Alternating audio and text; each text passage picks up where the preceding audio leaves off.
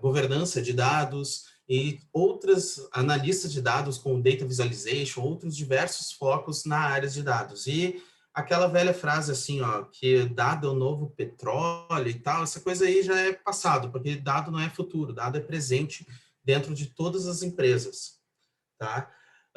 E antes de prosseguirmos, eu quero deixar bem claro, assim, um outro ponto. Esta daqui é a minha visão sobre como ser um engenheiro de dados. Então, eu lógico, vou buscar de literaturas, buscar de outras referências, porém, é um ponto de vista que eu possuo nesses mais de 10 anos trabalhando na área de dados. Se vocês trabalharem com outras pessoas, eles vão ter outras visões ou outras ferramentas que utilizam. A palestra está dividida em duas partes, bem simples. Uma primeira parte mais uma revisão teórica, digamos, que é o que faz o engenheiro de dados, e uma segunda parte falando já das ferramentas que nós devemos conhecer assim nesse universo tecnológico. Então, vamos começar com essa primeira questão aqui, o que faz o engenheiro de dados em si?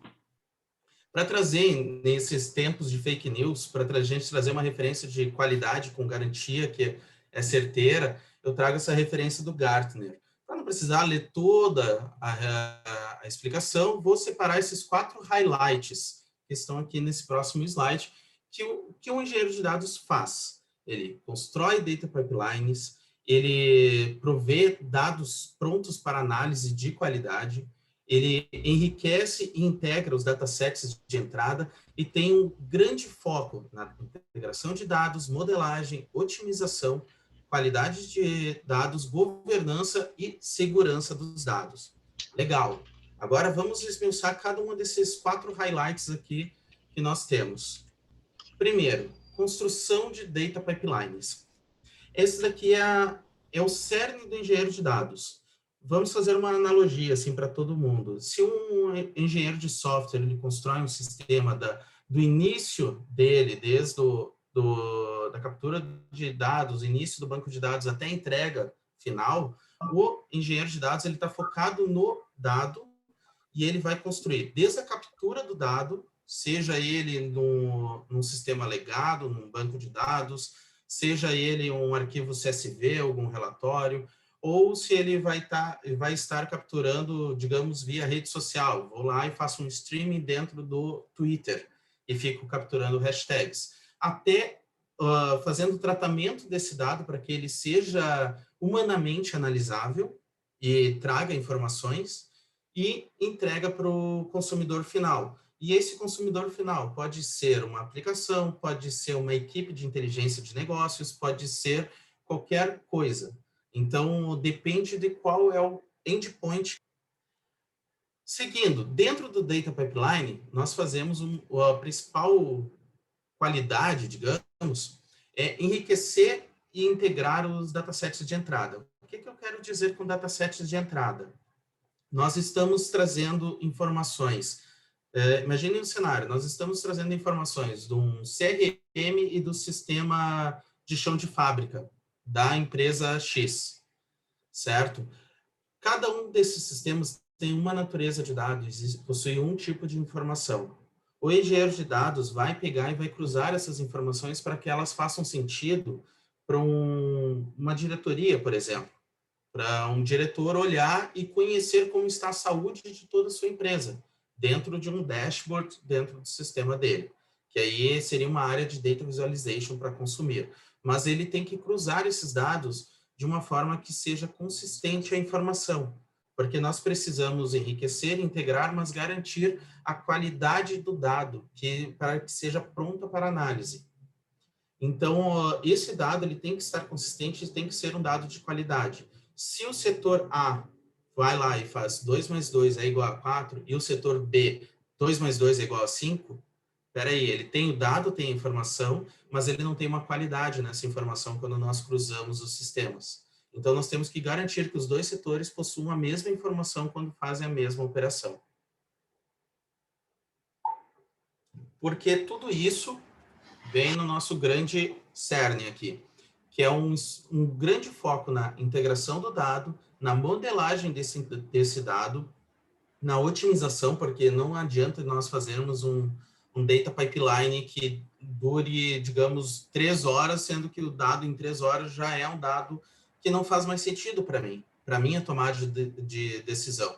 Então, nós temos que otimizar também esse nosso pipeline na garantia de qualidade, na governança e segurança. Ainda mais aqui que nós estamos vivendo 2021 assim muito forte dentro de várias empresas e reuniões assim que eu mesmo participo,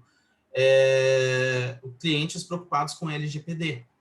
Então, nós temos que ter um acesso e segurança desse dado e garantir que ele exista aí dentro da organização.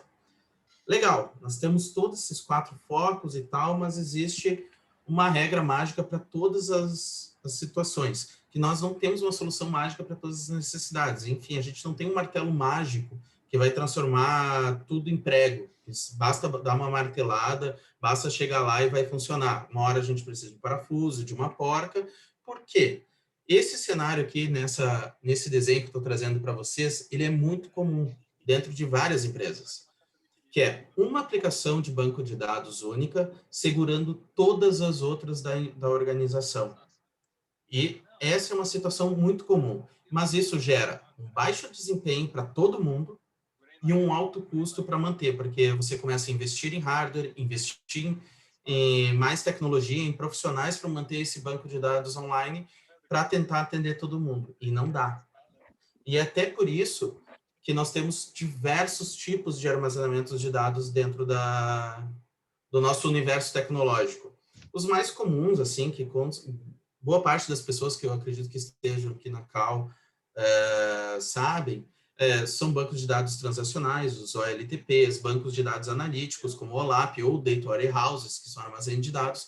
Porém, nesses últimos anos, houve uma evolução muito grande nos bancos de dados no SQL, que eles são muito úteis também, como Kivelo, Grafos, Documents, Colunares, Data Lakes também, que é o cruzamento de todas as informações de dados dentro de um grande repositório para consulta. Data marks específicos para uma área financeira, por exemplo, time series, in-memory. Então, e existem vários outros ainda que eu não coloquei. Isso aqui são apenas tipos de armazenamento de dados dentro da nossa organização.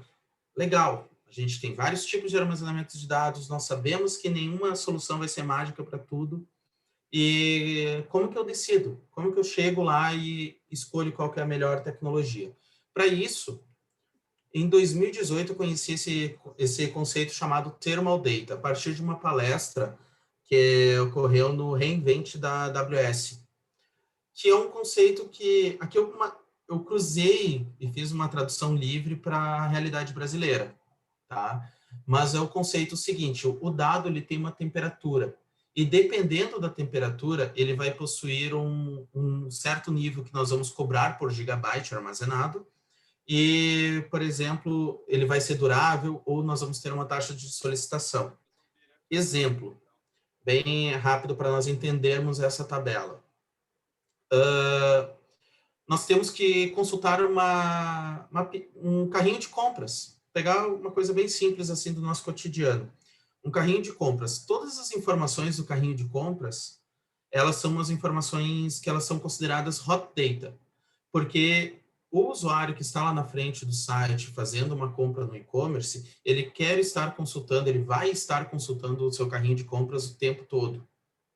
Porque ele está fazendo uma compra, ele precisa desse dado estar acessível, porque eu posso estar alterando o meu carrinho de compras, posso estar aumentando as quantidades, então eu preciso desse dado muito acessível. Para isso, eu vou ter uma taxa de solicitação muito alta, porque são várias pessoas comprando no meu e-commerce no mesmo momento, e eu preciso ter essa disponibilidade muito alta. Então, eu vou pagar mais caro pelo meu gigabyte armazenado também. Eu vou escolher uma tecnologia de ponta para isso. Para esses cenários, é muito comum nós utilizarmos bancos de dados Key-Value, onde nós temos a chave e nós só buscamos o valor. Esse tipo de aplicação é muito comum para esse cenário. Agora, pedidos.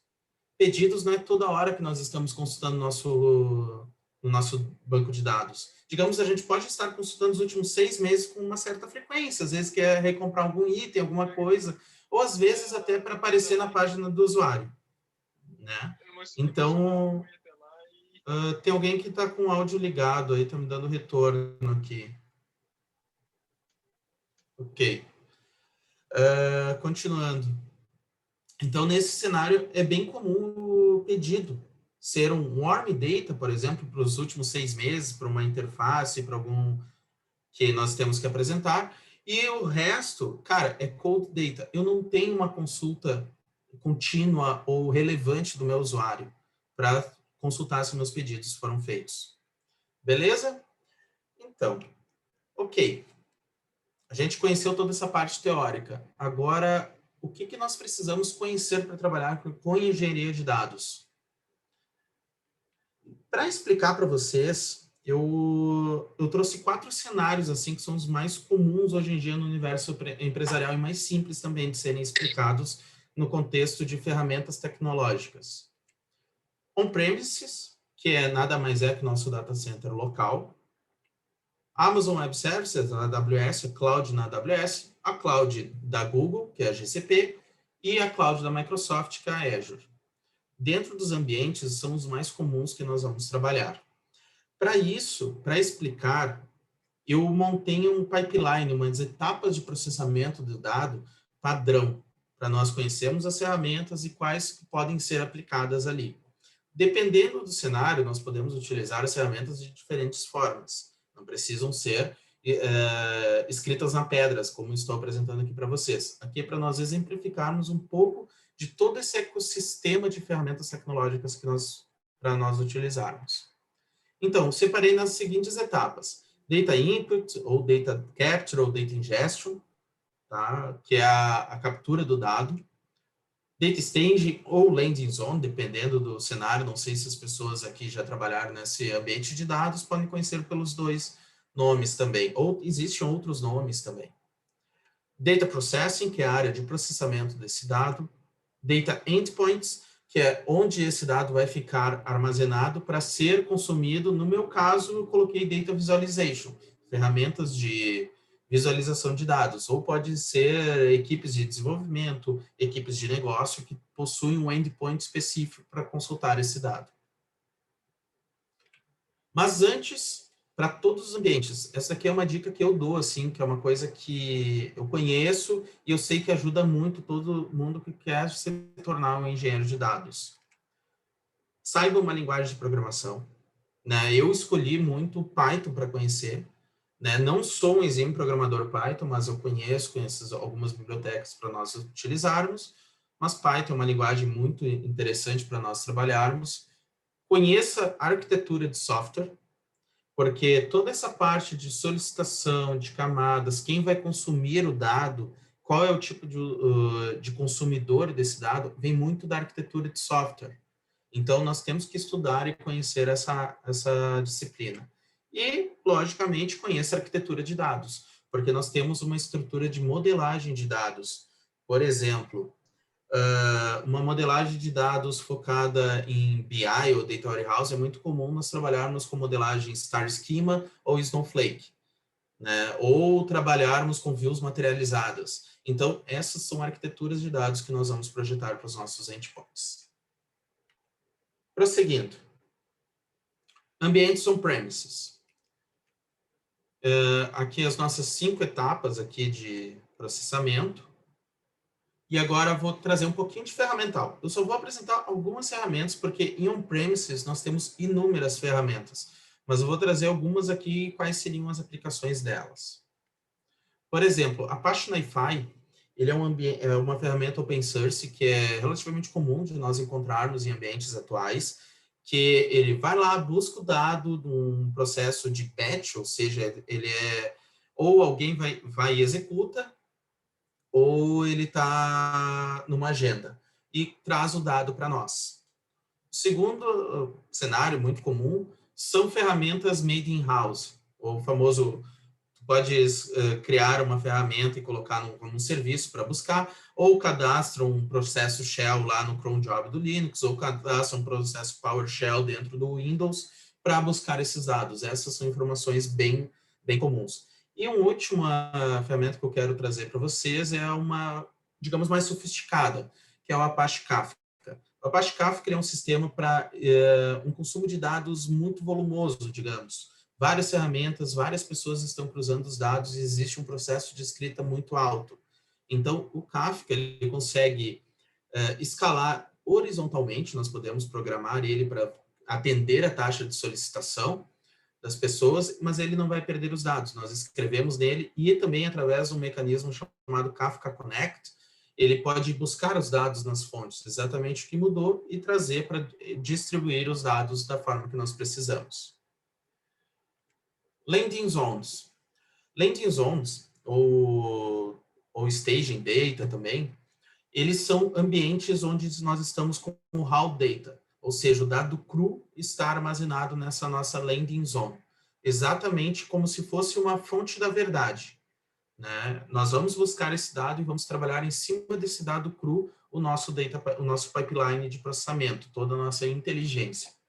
Então, é muito comum nós trabalharmos num ambiente Apache Hadoop, então, por exemplo, com o Hive, quando o dado já está estruturado, ou no ambiente HDFS, que é para dados não estruturados ou dados, exemplo, um arquivo Word ou uma imagem, nós armazenarmos diretamente no HDFS do Hadoop.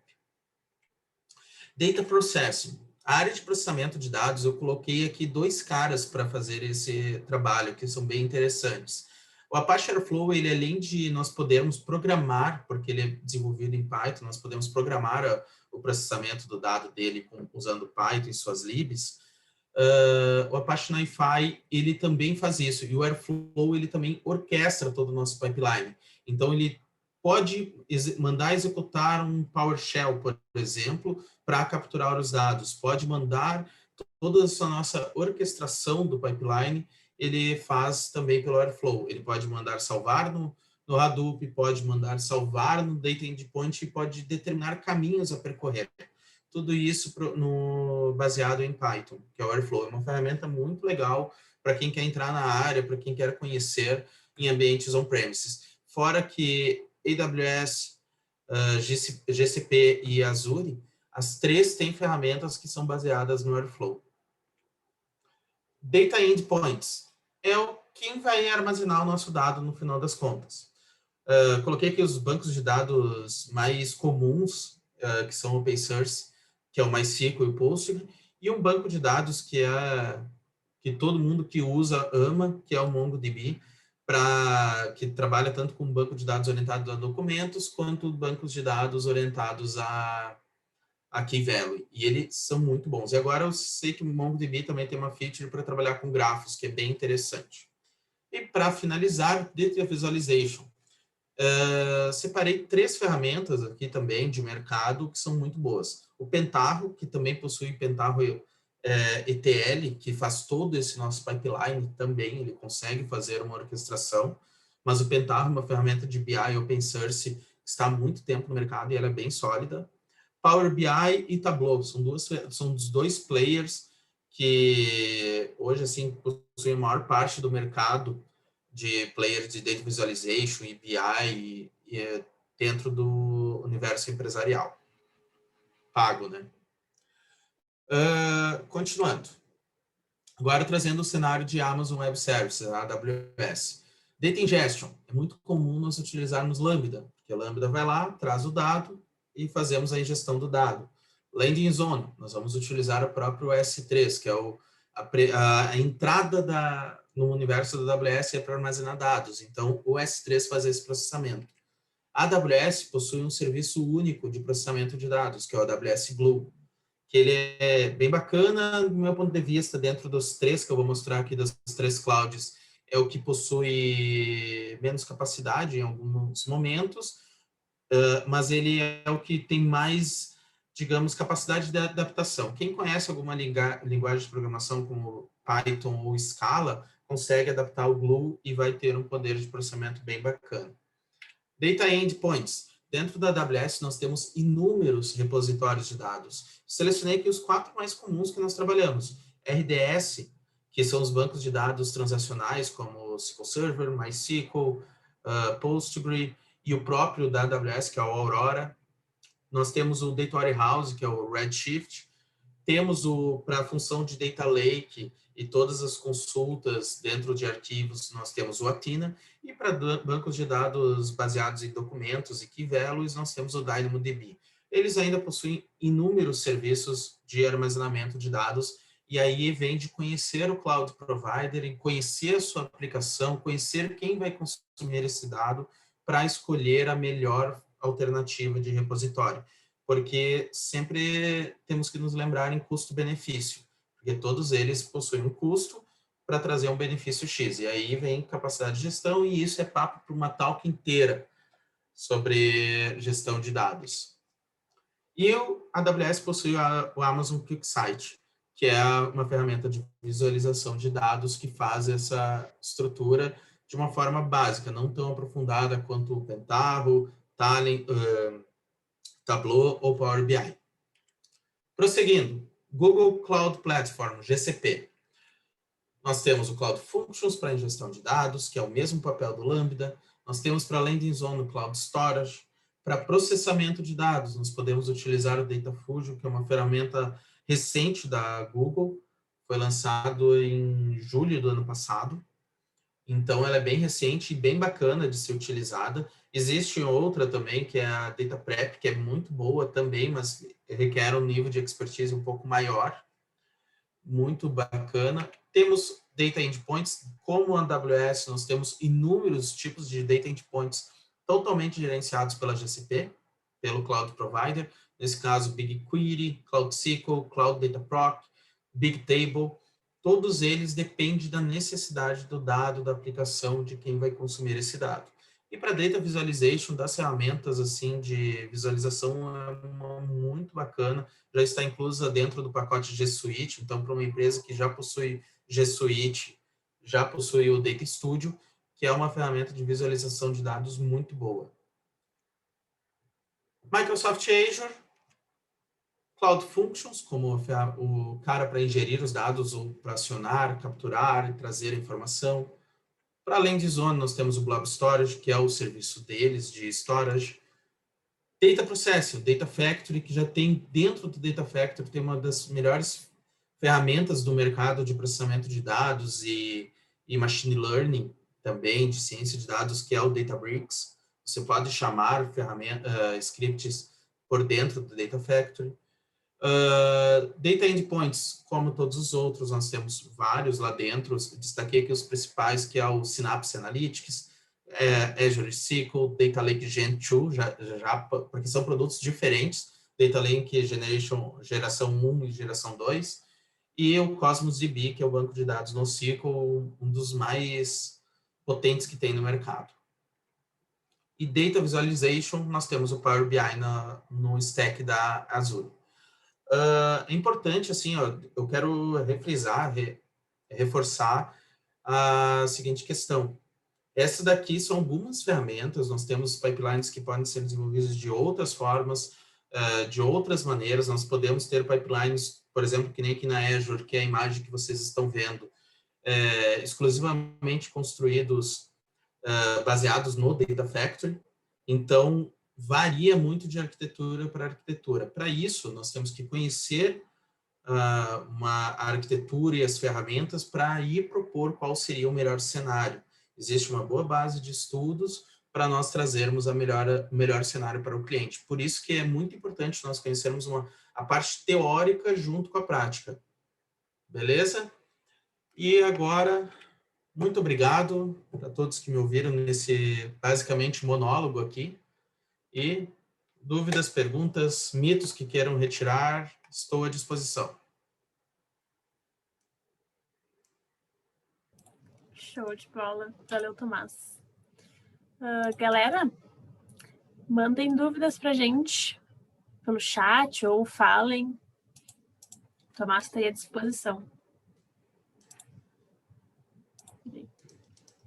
Recebemos uma pergunta, Para quem está começando a estudar na área, recomenda algum curso, alguma prioridade de estudo? Eu recomendo, assim, para quem está começando a estudar na área, primeira coisa é aprender Python. Eu acho que Python é a base hoje, junto com Scala. Mas em ambientes clouds, hoje o mundo está muito mais multi-cloud, que é trabalhar com a cloud em ambientes on-premises e entre clouds providers. Python funciona e tem adesão a muito mais ambientes do que Scala. Scala, para quem não sabe, é uma uma linguagem derivada que utiliza por trás Java, também é o mesmo motor de Java, mas ela é basicamente para trabalhar com Spark, que é uma das ferramentas de processamento de dados do ambiente do ecossistema Hadoop. Então, entre as duas, eu começo por Python. E outra coisa para estudar, se é para conhecer cursos e investir bastante na área, existem empresas especializadas que têm esses cursos, por exemplo, que nem a Data Science Academy, ela possui o curso de engenharia de dados lá, muito focado no on-premises, mas se você aprender on-premises, vai aprender o ambiente Hadoop, o ambiente cloud. E existe também, por exemplo, o Cloud Academy, a Lura também possui alguns cursos bem interessantes, e aí nós vamos focando nas ferramentas e entendendo o que as ferramentas trazem para nós. Né? E lembrando, conhecer, eu vou reforçar porque é chato isso, eu vejo muita gente indo direto para o ferramental esquecendo a parte teórica, mas estudar arquitetura de software, estudar arquitetura de dados. Então, chegar, quando vai debater com o cliente, entender o que é um DDD, por exemplo. Né? Conversar com o cara e entender o framework Solid, por exemplo. Então, são coisas que nós temos que conversar nessa arquitetura de software. E entender também os repositórios e forma de modelar um banco de dados. Show. A gente tem mais uma pergunta do Robson. Qual a diferença do analista de BI e o engenheiro de dados? O analista de BI, até na próxima palestra, você, Robson, vai entender muito bem essa diferença, mas ele é muito mais focado. Ele conhece as regras do negócio e vai construir dashboards que vão elaborar perguntas e esses dashboards vão dar as respostas. O analista de BI, ele desenvolve, basicamente, ele vai consumir esses dados que foram construídos anteriormente, vai consumir esses dados e prover para todas as áreas da empresa, ou para alguma área específica, mas ele precisa conhecer o negócio e desenvolver esse dashboard, ok? Já o engenheiro de dados, ele é o cara que vai prover a informação. O analista de BI, ele vai consumir a informação e tirar insights dali, responder as perguntas de negócio. E já o engenheiro de dados, ele prover essa informação para o pessoal. Essa é a principal diferença do meu ponto de vista. Legal. Tem mais duas perguntas aqui, ó, do Highlander. Não sei se é assim que se fala. Uhum. Em relação à parte de catalogar os dados, qual a ferramenta open source você indica? Olha, catalogar os dados. Open source hoje eu não tenho de cabeça assim uma específica para indicar. É que existe o Data Catalog, a gente pode utilizar dentro do ambiente, por exemplo, do Hadoop. Dentro do Hadoop nós podemos utilizar diversos, sabe? É que depende da necessidade do ambiente. Eu não vou te indicar uma específica. Por exemplo, num ambiente cloud é bem fácil, porque ele só possui uma. E hoje, assim, no ambiente on-premises, eu não sei te dizer qual que estaria melhor hoje em dia. Faz um tempinho que eu não mexo em on-premises. Eu não vou te indicar uma assim, de repente já surgiu alguma melhor. Eu posso pesquisar e te responder depois, tá, Highlander? Beleza. E o Pedro Carvalho, que da Elegra, falou: chegaste a atuar em um projeto implementando a Lei Geral de Proteção de Dados? Caso positivo, compartilhe os principais aprendizados. Eu nunca cheguei a apoiar diretamente, botar um hands-on ali, mas muito na questão de levantamento dessa estrutura. Por exemplo, até falando de sistema on-premises, eu já utilizei o Ranger, Apache Ranger, para fazer esse mascaramento e governança do dado.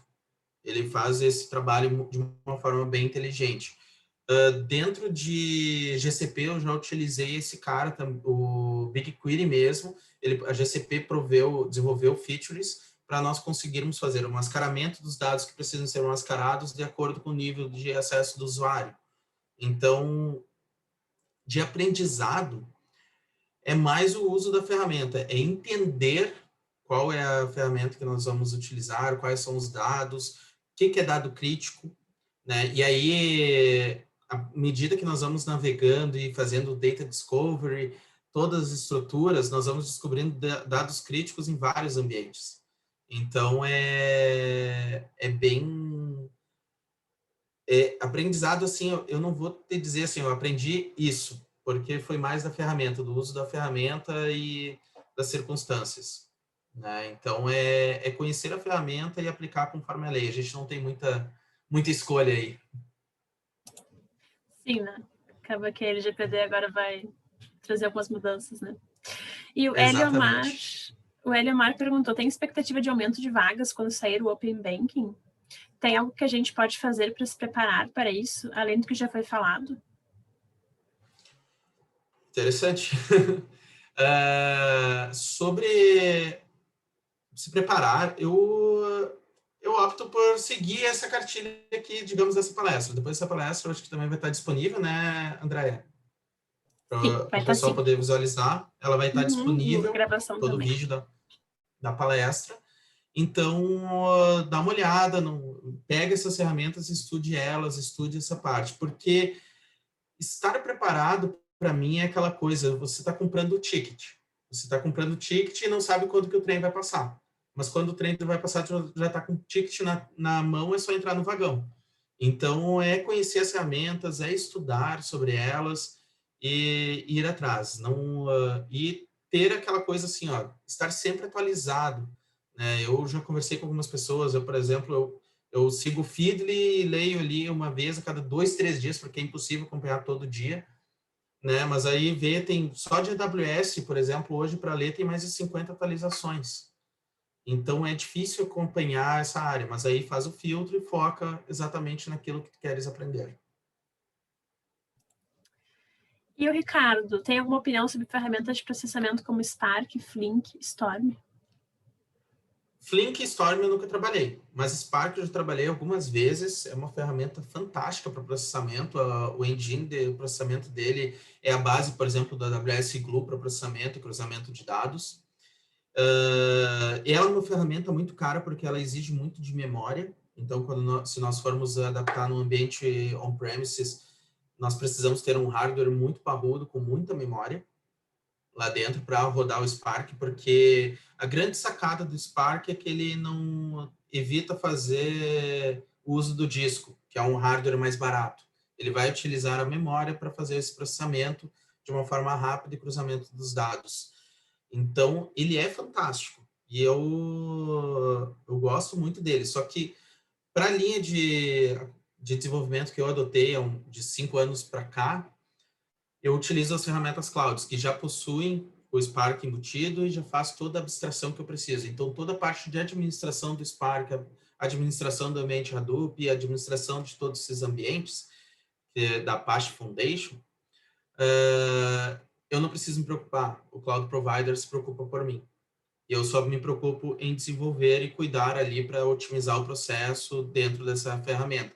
Só que, por exemplo, que nem o Spark, se eu vou trabalhar com o AWS Glue, que utiliza o Spark para processamento, eu tenho que conhecer a arquitetura do Spark antes de implementar no Glue, para não utilizar o Glue e ser cobrado demasiadamente lá dentro da AWS.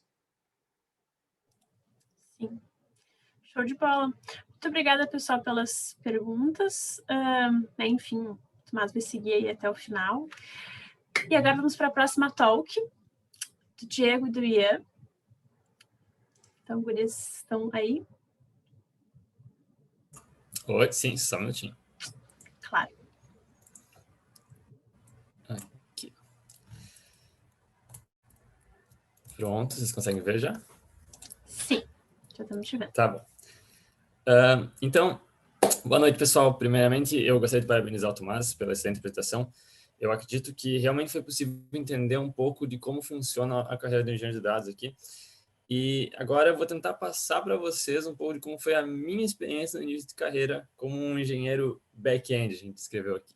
E eu digo início de carreira, mas é a minha situação atual. Então, eu vou passar para vocês como foi tudo isso e qual é a minha visão dessa carreira. Vamos lá. O meu nome é Ian Siscon Hefner, tá? Eu sou engenheiro de dados hoje na Elegra, eu atuo num cliente internacional do ramo de academias e eu também sou graduando em Engenharia de Controle e Automação pela Universidade Federal do Rio Grande do Sul. Eu sou apaixonado por tecnologia desafios, conhecimento e dados. E aqui, eu acho que eu não preciso dizer chama muita atenção para a parte da paixão por dados, mas a parte de tecnologia, programação e desafios, eu acho importante ressaltar. Porque, como eu sou da parte de back-end, mais assim, como o Tomás falou, desenvolvimento de pipelines, estrutura, organização dos dados, eu acho que esses 3 pontos são importantes para quem quer seguir carreira nessa área.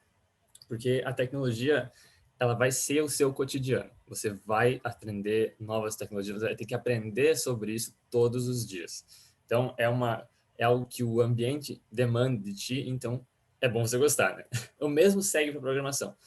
Como desenvolvedor, eu sempre gostei de colocar a mão na massa, fazer códigos e tudo mais, e isso hoje também é a minha rotina. Você vai acabar colocando a mão na massa e ir programando. Então, se você gosta, é um bom caminho. Os desafios, por último, mas não menos importantes, eles estão ali porque esse também é o seu cotidiano. Todos os dias você vai se deparar com situações que você talvez não tenha a segurança de atuar ali, você vai ver tecnologias que você não tem completo domínio e você vai ter que estudar, você vai ter que ir atrás e batalhar por isso. Então, eu digo assim, zona de conforto não acontece aqui, tá? Então, todos os dias a gente luta, a gente briga e a gente aprende. Então, é isso aí. E aqui eu coloquei uma frase, mas antes eu quero contextualizar ela, tá? Antes eu falei para vocês que eu sou um graduando em Engenharia de Controle e Automação, né?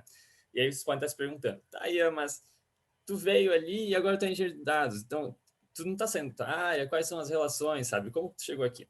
Então, essa frase é do Datadog, Thomas Friedman, e também conhecido como doutor dados aqui para nós, e a frase é: Where there is data smoke, there is business fire. Ou seja, onde há fumaça de dados, há fogo de negócios. Por que essa frase está ali, né? E o que isso tem a ver com a minha escolha de carreira?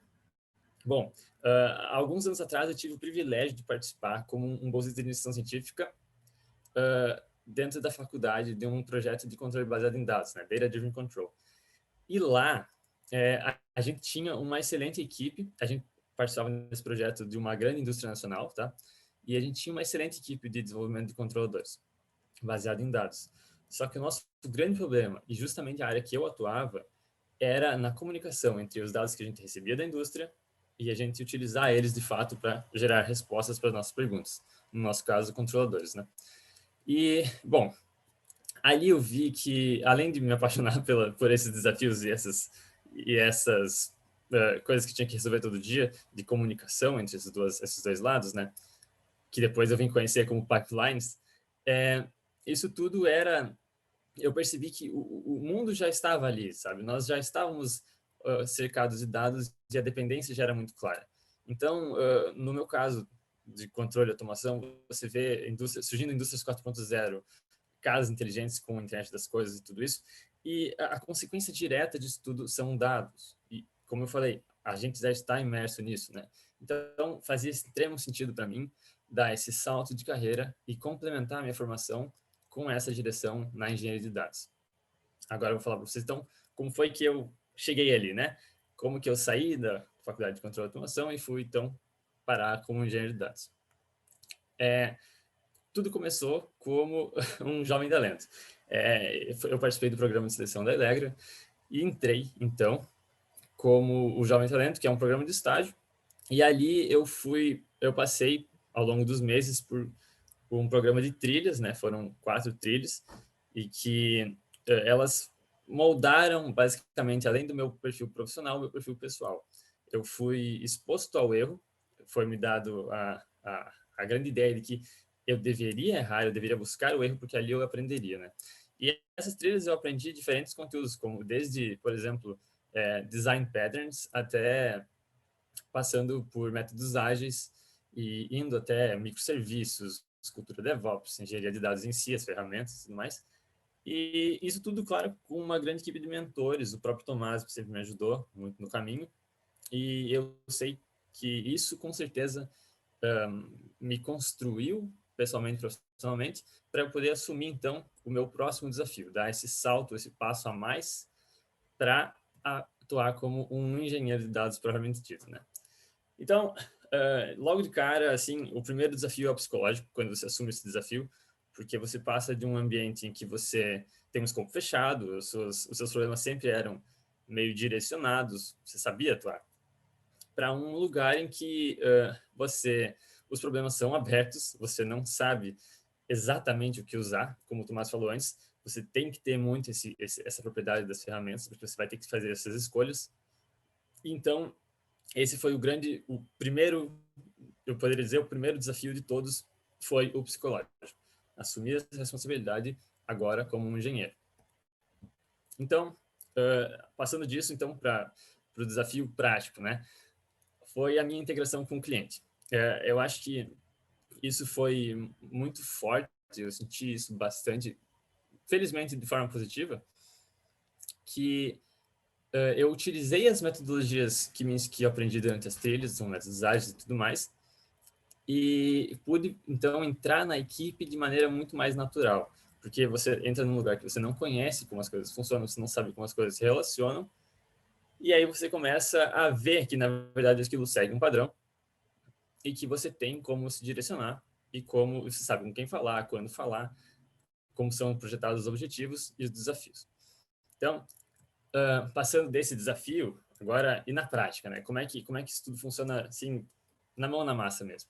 Eu elenquei, então, uma pirâmide, eu construí uma pirâmide do que eu vejo hoje como são os meus desafios e os desafios do início da carreira, tá? O primeiro deles, a base, é a origem e o destino dos dados. Por quê? Porque você tem que conhecer como os dados nasceram e como eles vão ser consumidos. Você tem que ter o domínio sobre isso. E não é só saber para que ele vai servir, você tem que saber a natureza dele. Porque diferentes naturezas vão trazer diferentes aplicações, vão trazer diferentes ferramentas, que é o caso de banco, arquivos, streaming, eles vão utilizar ferramentas específicas para trabalhar com cada uma delas. E esse é o desafio que você vai passar basicamente quase todos os dias, porque eventualmente vão chegar novos campos de dados, vão chegar novas fontes e vão chegar novos destinos, e você vai ter que aprender tudo isso mais uma vez para conseguir fazer a entrega. O corpo da nossa pirâmide é a engenharia de pipelines propriamente dito, né? Como o Tomás falou, a gente tem que entender com propriedade as ferramentas que o cliente demanda. Então, a gente tem que ser capaz de fazer as decisões e conseguir manusear as ferramentas que a gente tem, obviamente, com excelência. Então, esse é um grande desafio. Eu, por exemplo, logo quando entrei, me deparei com o Apache Airflow, que o Tomás falou antes, no cliente, e ali eu tive que... Bom, eu já tinha as ferramentas básicas para aprender. Então, eu falei, não, sim, eu posso fazer isso. Fui lá e comecei a aprender, foi um processo, todos os dias você vai se desafiando, e aí você consegue finalmente entregar uma resposta de qualidade para o cliente, que, por fim, nós chegamos então à nossa terceira etapa, a otimização. Esse eu considero como o maior desafio de longo prazo, porque ele demanda um feeling muito grande do engenheiro. Você tem que ter experiência, isso é cobrado, você sente isso na pele, porque você vai olhar o seu próprio trabalho com outros olhos. Você tem que fazer isso, porque justamente é essa capacidade de sair do seu escopo que define um bom engenheiro de dados aqui. Então, além disso tudo, como é que é a minha rotina, né? Bom, eu não sei o que vocês esperavam aqui, né? Mas é basicamente esses 4 pontos hoje. Eu estudo, eu implemento, eu testo e eu entrego. E quando eu falei antes que você tinha que gostar dessas coisas, é porque isso acontece diariamente. Você vai estudar todos os dias. Você vai ter que sair da sua zona de conforto e aprender todos os dias. Com o conhecimento das ferramentas, obviamente, você consegue implementá-las e, a partir disso, você tem que testar. Eu acho que você ter noção do que você está fazendo, você ter noção do escopo geral, voltando para a pirâmide, você saber como os dados vão se comportar, é muito importante para você poder testar a sua solução. E testar a sua solução é muito importante para o time que você está envolvido, porque assim eles têm a confiança no seu trabalho e você também pode pedir essa mesma confiança deles. Então, eu vejo que hoje esse são os meus objetivos primários, né? O teste e, por fim, a entrega. A entrega, ela tem que ser feita com doação, ela tem que ser dada a real importância do que o cliente pede, e ela é o nosso norte. Tem que ser o seu norte desde o início da carreira em diante, né? Então, e para o futuro? O que eu vejo para o futuro? Agora, eu comecei agora, como eu vejo meu caminho. O Tomás deixou bem claro que existe um universo de ferramentas, um universo de conhecimento e um universo de conteúdos que a gente tem que pode aprender, né? Então, eu já vejo bem claro o quão longo é o caminho até eu poder dizer, bom, agora eu tenho propriedade sobre ser um engenheiro back-end. É realmente um universo muito grande. Então, o meu futuro é basicamente esse. Eu vou estudar, aprender e entregar com qualidade. E, bom, pessoal, eu espero ter conseguido passar um pouco do meu sentimento e um pouco de como foi a minha experiência até aqui, né? Deixar bem claro que as coisas, elas não são assim, elas não vão se ligando por conta própria, você vai ter que correr atrás, você vai ter que querer estudar e querer aprender e querer entregar. Então, é como eu vejo o meu início de carreira e, é claro, mais para frente você sempre pode acabar expandindo, de repente, para... Você não precisa necessariamente ficar com um back-end, você pode expandir conhecimentos de front-end, como o Tomás falou também, e acabar sendo um engenheiro full stack. Mas isso eu vou deixar primeiro o Diego falar para vocês um pouquinho sobre como é o front-end dessa parte de engenharia de dados. Então, agora eu vou passar para o Diego e obrigado.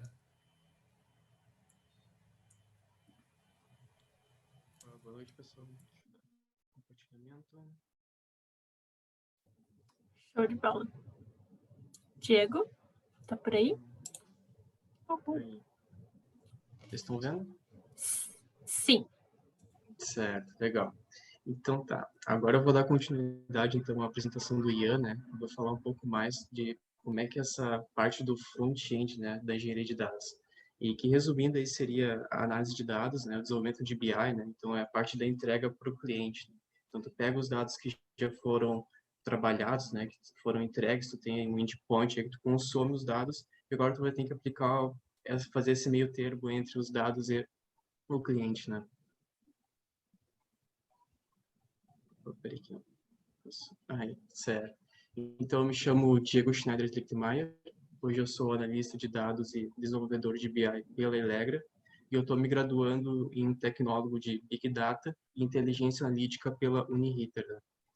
Eu considero um apaixonado aí por dados, né? Eu gosto muito de distribuição, gosto de ver, digamos, essa representação da realidade, né? Eu gosto muito de história também, história de povos, parte política. Eu também gosto muito da parte do comportamento humano, né? O que, digamos, faz as pessoas agirem da forma que elas agem, né? E para essa apresentação, eu pensei em trazer uma frase que eu vejo que poderia resumir, assim, como é que é o trabalho do desenvolvedor de BI, né? E seria ela: a principal tarefa do desenvolvedor de BI é desenvolver a aproximação entre os dados e o negócio, né? Eu acho que isso, ao passar do tempo, isso cada vez fica mais claro para quem trabalha com dados, principalmente na parte final da entrega, né? Então, trabalho com visuais ou com parte de insights, análise de dados em si, né? Então, isso é algo que eu quero deixar bem claro, assim, que sempre tu acaba trabalhando na parte do negócio, né? Então, a tua conversa com o cliente sempre tem que ser muito clara e eu vou detalhar um pouco mais isso ao longo da apresentação. Certo. Então, nos primeiros passos aí no mundo dos dados foi com o desenvolvimento de BI, né? Foi utilizando a ferramenta Power BI. E como é que eu entrei, né, nesse mundo? Eu, em 2017, junto com o ensino médio, eu concluí também um técnico em informática e eu vi que a área que estava surgindo de análise de dados fazia muito sentido para mim, porque unia, digamos, o mundo da matemática, da estatística que eu gostava, e também unia o mundo da informática, né? Então, era o meio termo dos dois, e isso me atraiu muito, né?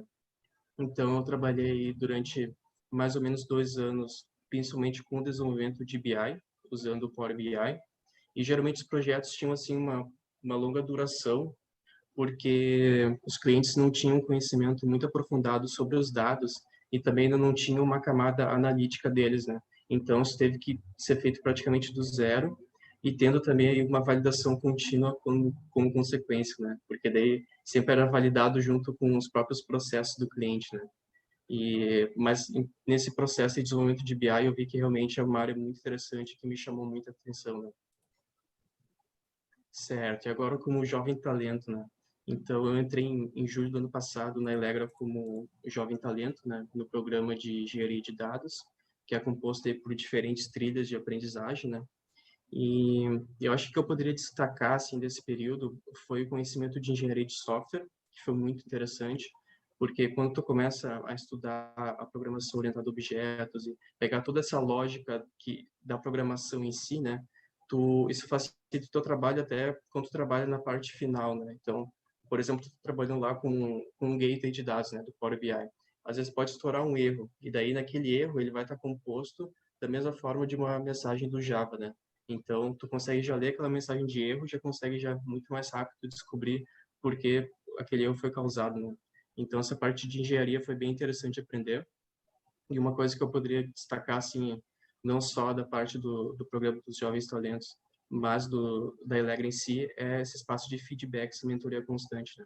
Quando tu trabalha aí começa a entender o feedback, na verdade, tu começa a ver que enfim, a todo momento a gente está sujeito a cometer alguns erros, alguns equívocos, mas isso não quer dizer que tu, enfim, seja um mau trabalhador, né, algo nesse sentido, né? Tudo pode melhorar e é assim que funciona, né? Isso foi muito interessante, dá também digamos, um alento, né, para tu ser um trabalhador na área de dados. Né? Certo. Então, meu primeiro projeto em cliente acabou sendo, digamos, um pouco precoce se comparar com a média dos estagiários, porque eu já tinha um conhecimento aí no Power BI e depois de uns 3 meses trabalhando nas trilhas, eu consegui entrar no projeto junto com um cliente da Elegra, um cliente internacional aí do segmento de elevadores, para fazer uma migração entre relatórios de BI, né? Então, eu tive que fazer uma migração do ClickView para o Power BI. Então, nisso, eu tive que aprender uma ferramenta diferente, né, que era o ClickView. Algumas lógicas, algumas coisas funcionam diferente nele. Eu tive que ir atrás desse conteúdo. E já foi interessante também, porque daí tu pega um pouco do padrão das ferramentas de BI, né? Isso vai se consolidando e daí tu cada vez mais acaba sendo mais rápido tu aprender novas ferramentas, né? E uma coisa que eu quero destacar nessa apresentação é o desafio de trabalhar com dados que tu desconhece, né? Que tu não entende muito bem o sentido deles, o que eles querem dizer, né? E nesse caso, para mim, foi uma dificuldade, porque o cliente era do Chile e o desenvolvedor do relatório do ClickView já tinha sido da empresa faz uns 5 anos. E muito dos visuais, enfim, das visões que tinham no relatório já não eram tão entendidas atualmente, né? Então, a gente teve que fazer uma reavaliação do relatório para poder entregar algo que faz sentido hoje para o cliente, né? E agora aprofundando um pouco mais essa parte do conhecimento sobre os dados, né? Porque eu acho tão importante. E, assim, no meu caso específico, eu sinto dificuldade de trabalhar com dados que eu desconheço, que eu não entendo, porque a todo momento a gente está tentando achar os padrões, né? Isso, nosso cérebro está funcionando a todo momento identificando padrões, esse tipo de coisa. Então, quando a gente desconhece alguma relação entre os dados e tal, a gente sempre acaba gastando uma energia nisso, né? E o trabalho acaba ficando mais demorado e mais cansativo, né? E para isso eu trouxe algumas tabelas para a gente poder analisar junto. Eu, pessoalmente, eu peguei o meu contexto de conhecimento, né, para poder mostrar as tabelas para vocês. E a primeira tabela seria, acho que a tabela mais conhecida do Brasil, né, que seria do Brasileirão. Então, para mim, ela é muito fácil de ser analisada. Né? Tu consegue ver certinho ali a classificação por pontos, né? Na primeira coluna, tu consegue ver jogos, vitórias, empates, derrotas. Isso já está muito conhecido para mim, né? E acho que para boa parte dos brasileiros também, né? No final, tu tem até o percentual de aproveitamento, né? Que, enfim, é um dado um pouco diferente, mas também já dá para se entender. Né? Não é tão custoso olhar para essa tabela, né? Agora, já estou trazendo dados de uma divisão da NBA, dos Estados Unidos, que pessoalmente eu não acompanho muito, então não conheço muito eles. Né? Então, eu consigo ver ali que eu tenho vitórias, derrotas, tenho alguma espécie de percentual. JA, por exemplo, eu desconheço o que significaria, e o resto ali acredito que seria uma comparação de vitórias e derrotas. Né? Então, nesse caso, por exemplo, para mim já seria um pouco mais difícil de trabalhar. Eu teria que dar uma estudadinha, entender os dados e ok, agora a gente consegue trabalhar mais tranquilo. Né? E a terceira tabela é uma tabela de classificação de golfe, né? Então, para mim aí já se tornou bem mais difícil também, né? Se tu olhar a primeira coluna, por exemplo, já não seria eu que iria classificar as colocações, né? Porque a maior pontuação tá ali, por exemplo, no último do T2, né? Tone final. Então, por aí, na verdade, seria o Brandon Hague. Mas, porém, então, não daria para se classificar essa sequência, né? Então, aí, por exemplo, eu já tenho bem mais dificuldade de trabalhar e vou ter que estudar bastante os dados para poder trabalhar eles e entregar alguma coisa que faz sentido para o cliente, né? E dentro dessas comparações, eu queria, de uma forma mais simples, mostrar o quanto eu vejo que faz diferença a gente conhecer os dados, né? Porque a partir do momento que tu tem os dados, tu tá sujeito a fazer novas análises a todo tempo, né? E a própria validação, tu faz, por exemplo, uma soma numa coluna, por exemplo, tu já sabe o valor que tu espera ali, né? O que faz sentido. E isso torna o trabalho mais simples, né? Tu acaba facilitando o trabalho. E, certo, depois desse primeiro projeto, que foi um projeto mais individual, assim, que eu tive que pegar e fazer um deparo, digamos, de uma ferramenta para outra, eu comecei a entrar em outros projetos dentro da empresa, né? Então, tu começa a trabalhar mais em time, né? Já começa a trabalhar com métodos ágeis, tu começa a conhecer projetos diferentes, sistemas diferentes dentro da empresa, né? Tu começa a conhecer também até pessoas chaves de cada área, né? Então, até para tu daqui a pouco precisar de uma ajuda, tu sabe bem quem tu chama, né? Como é que funciona isso dentro da empresa. E isso acaba levando um tempo para a gente pegar, né? Mas depois acaba, enfim, isso facilita muito o nosso trabalho, né? E fica muito mais dinâmico, né? E, enfim, depois de tu trabalhar já com uma parte que tu conhece muito, né, que no meu caso é o Power BI, ferramentas de BI, esse tipo de coisa, a gente pode também começar a expandir a nossa área de atuação, né?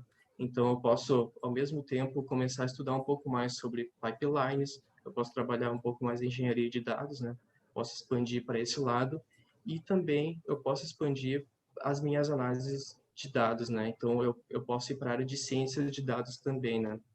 Então, eu acho que, de forma comum, assim, se qualquer pessoa fosse entrar na área de dados, né, eu acho que geralmente a parte mais simples, talvez, seria a visualização de dados, né? Porque daí tu já pega os dados prontos, daqui a pouco tu pega ali uma base pequena, né?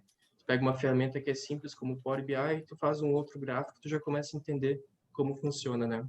E hoje, a análise de dados, né, a ciência de dados, ela está cada vez mais sendo facilitada, né?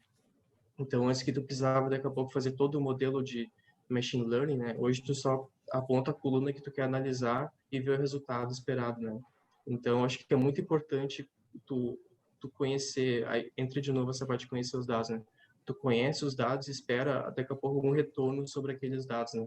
E daí tu aplica daqui a pouco uma inteligência maior e daí tu já consegue validar se faz sentido ou não aquilo, né? E tu consegue daí trabalhar usando outras ferramentas só pelas tuas skills já de conhecimento sobre os dados, né? E eu acredito que da minha parte seria isso. Abaixo ali eu tenho alguns contatos, tenho do Ian e tenho o meu pelo LinkedIn. E agora a gente pode ir para a parte das dúvidas, né? Se terem alguma coisa a questionar, agradeço. Isso aí. Muito obrigada, guris. Diego e Ian, foi ótima a apresentação de vocês. Por favor, galera, podem mandar ali via chat ou falar as dúvidas e comentários que vocês têm para os dois.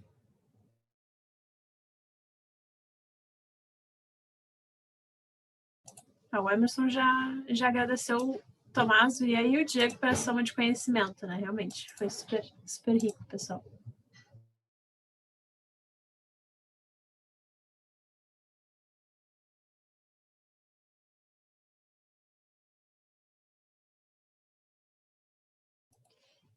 E sim, vai ficar gravado, o Emerson perguntou.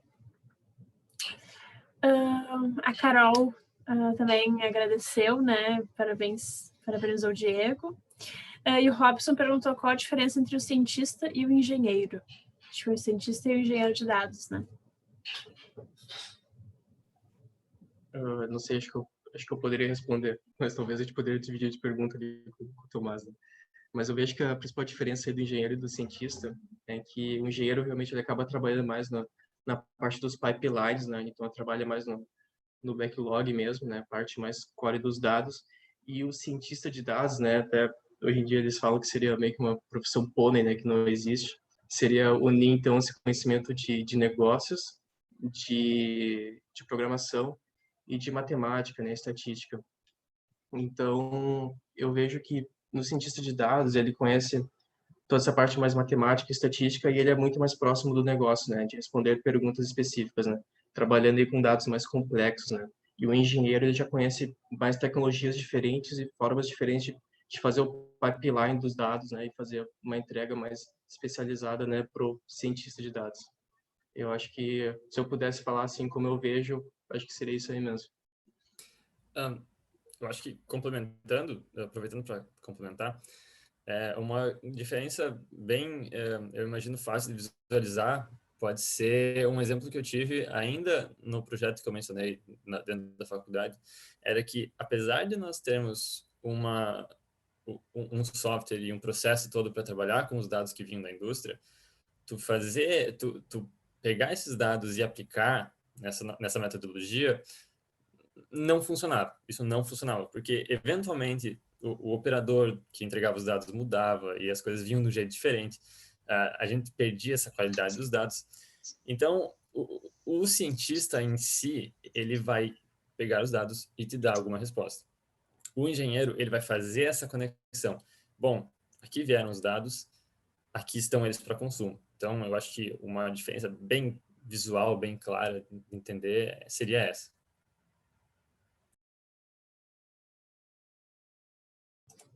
Show de bola. Temos mais perguntas, galera? Mais algum comentário? O Robson já agradeceu pela resposta.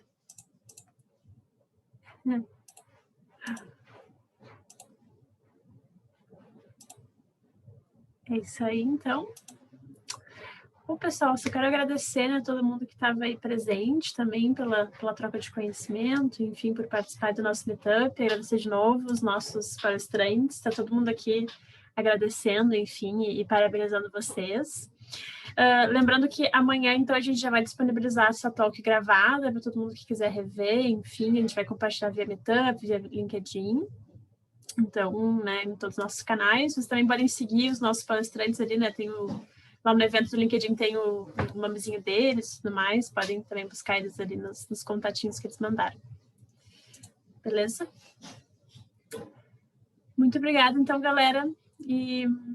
Enfim, uma boa noite aí para vocês. E também, se puderem avaliar nosso evento lá no Meetup, para a gente também saber, né, se a gente está no caminho certo, o que a gente pode melhorar, a gente agradece.